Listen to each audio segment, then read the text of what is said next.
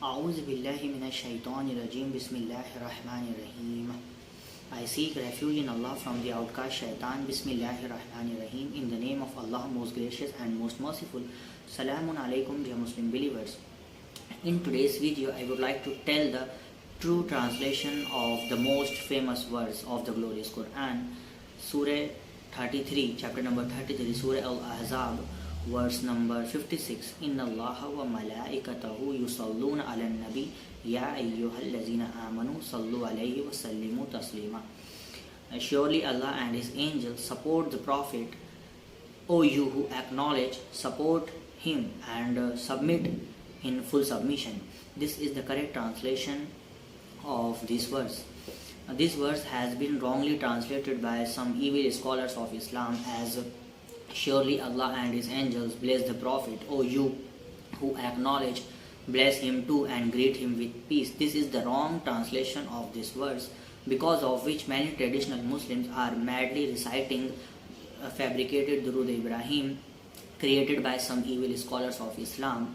Durood in the traditional prayer is Allahumma salli ala Muhammad wa ala ali Muhammad kama sallaita ala ali Ibrahim wa ala ali Ibrahim innaka hamidum majid. Allahumma barik ala Muhammad wa ala ali Muhammad kama barakta ala ali Ibrahim wa ala ali Ibrahim innaka hamidum majid is also an illogical act of chanting which makes no sense and highlights one's own desire to shirk and sanctify the idol of Muhammad resurrected within him.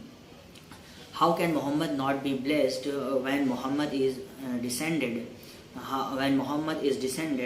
And from lineage of Ibrahim through Ismail. Durood is an invocation, bidat, clearly invented by Muhammad worshippers of earlier generation. However, studied with the context, the words Inna Allaha wa malaikatahu yusalluna ala nabi.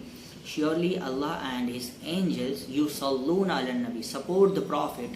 Ya ayyuhallazina amanu. O you who acknowledge, sallu alayhi wa sallimu taslima, support him and submit in full submission.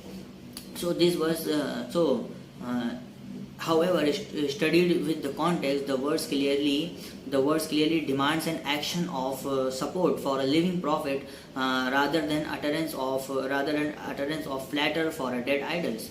The concept Salawat, that is help, support, closely following, is mistranslated in the past by some evil scholars as Durood or sacred blessings, which does not mean uttering a few words of blessing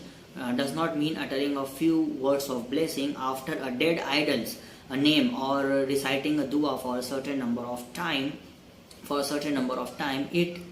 It actually means an active support for the mission of the Prophet during his lifetime.